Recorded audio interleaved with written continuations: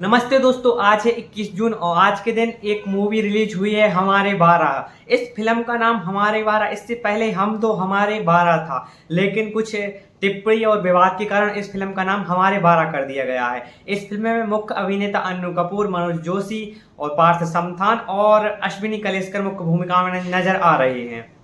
जब से बनी है तब से ही यह विवाद में चलती आ रही है, कभी इसके नाम को लेकर तो कभी इसकी कहानी को लेकर। इससे पहले यह फिल्म 7 जून को रिलीज होने वाली थी, लेकिन कुछ याचिकाकर्ताओं ने बॉम्बे हाई कोर्ट ने याचिका की कि इस फिल्म को बैन किया जाना चाहिए। तो हाई कोर्ट ने इस फिल्म की समीक्षा की। उसके बाद मालूम हुआ कि इसमें कुछ टिप्पणी ऐसी हैं जो कि सही तरीके से व्याख्या नहीं की गई है उस टिप्पणियों की। इस वजह से वो डायलॉग से हटा दिए गए हैं। इसके बाद इस फिल्म को 21 जून को रिलीज करने की अनुमति दे दी गई है। तो चलिए देखते हैं कि फिल्म में आखिर ऐसा क्या है जिस वजह से इतना विवाद मचने के बाद ये फिल्म आखिर में रिलीज हो रही है। तो इस फिल्म में नवाब साहब हैं जो कि अन्नू कपूर हैं, उसका अभिनय कर रहे हैं नवाब साहब के रूप में। और अन्नू कपूर की जो कि नवाब साहब हैं, उनकी वाइफ हैं जिनके बहुत सारे बच्चे हैं। और ऐसा होता है कि उनकी जो नवाब साहब की बीवी हैं, नवाब साहब की बीवी को मतलब गर्भवती होती हैं, तो उनको कुछ समस्याओं के कारण उसको गर्भपात कराने की अनुमति लेनी पड़ती है। लेकिन जो नवाब साहब हैं वो अपने इस्लाम के सिद्धांतों के अनुसार चलते हैं और वो मानते हैं कि अगर इसका गर्भपात किया जाएगा तो ये इस्लाम के अनुचित है, इस्लाम के विरुद्ध है, इस्लाम की नीतियों के खिलाफ है। इसीलिए वो बोलते हैं कि तुम्हें ये अबॉर्शन नहीं कराना चाहिए या नहीं करा देंगे। इसके लिए जो नवाब साहब की पत्नी रहती हैं वो हाई कोर्ट जाती हैं, लखनऊ हाई कोर्ट। यह कहानी लखनऊ शहर में केंद्रित है।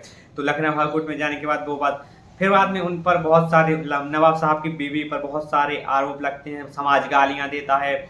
आखिरकार धीरे धीरे एक वकील हैं जो कि अश्विनी कलेस्कर उसकी भूमिका निभा रही हैं, वो वकील उनकी मदद करती हैं और ये बताती हैं कि समाज में हमें पुरानी रूढ़िवादी उन सोचों को लेकर नहीं चलना है, जो कि आज के समय में जो महिलाओं को जो सशक्त होना है, जो मजबूत होना है, उस पर ध्यान देना चाहिए। जबकि जो नवाब साहब है वो अपनी कट्टर रूढ़िवादिता के आधार पर आगे बढ़ते हैं और वो उसको फॉलो करते हैं। तो ये फिल्म में इससे पहले कुछ कुरान की कुछ आयतों को लेकर विवाद जारी था, जिसमें बताया गया था कि बहुत सारे बच्चे पैदा करना या औरत को खेती समझना, ऐसे कुछ टिप्पणी दी गई थी। पहले के ट्रेलर में देखकर मालूम चलता है। तो हाईकोर्ट ने ऐसे सारे विवादित डायलॉग्स तो हटवा दिए हैं, कुछ भगवान को लेकर भी डायलॉग्स थे तो वो भी हटवा दिए हैं। इसके बाद बॉम्बे को हाईकोर्ट ने मंजूरी दे दी है। तो फिल्म में अब केवल एक विशेष धर्म को तो नहीं, लेकिन हाँ मुस्लिम धर्म से संबंधित लिए गए हैं। इस मुस्लिम धर्म के बाद जो कि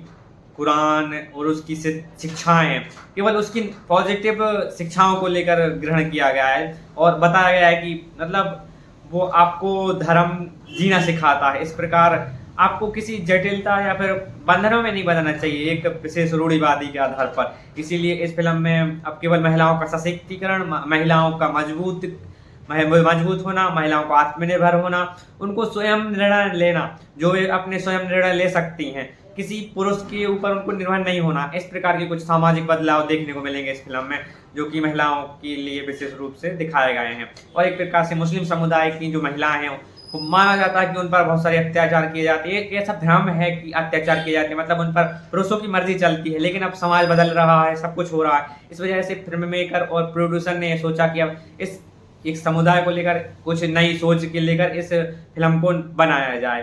तो इस प्रकार इस फिल्म में अन्नू कपूर ने नवाब साहब के रूप में अच्छा अनुभव किया है, अभिनय किया है। इसके बाद सारी फिल्म में पार्थ समथान ने भी अच्छी भूमिका निभाई है और मनोज जोशी ने एक वकील के रूप में एक नवाब साहब के पक्ष के रूप में किया है तथा अश्विनी कलेस्कर ने उस पीड़ित महिला के रूप में महिला के लिए पक्ष में खड़ी हुई हैं। सब विवादित होने के बाद आखिरकार फिर कोर्ट से परमिशन मिलने के बाद उन लोगों की एक अपना आत्मसम्मान के लिए वो जीते हैं और फिल्म इस प्रकार अपने समापन की ओर हो जाती है। तो इस फिल्म में कुछ भी प्रकार की पहले जैसी अब विवादित टिप्पणी तो नहीं है, लेकिन हो सकता कि इसमें कुछ अभी भी कुछ शक हो सकता कोई अगर इस चीज को पकड़ ले कि इसमें कुछ गलत या अभद्र तरीके से मतलब प्रस्तुत किया गया है, तो हो सकता है इसको आगे जाके और कुछ कड़े एक्शन लिए जाएं।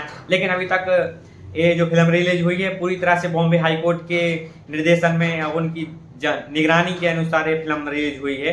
और पूरी तरह से डायलॉग जो थे वो कट कर दिए गए। इस प्रकार अब कोई भी विवाद रहने की गुंजाइश नहीं रहती है। तो अगर आप एक सेक्युलर हिंदू या फिर सेक्युलर मुस्लिम या फिर आप कट्टर हिंदू या कट्टर मुस्लिम या कोई भी हैं, तो अगर आपको मतलब समाज से कोई प्रेरणा लेनी है, समाज में कुछ बदलाव करना है, तो आपको जरूर ये फिल्म तो देखनी ही चाहिए।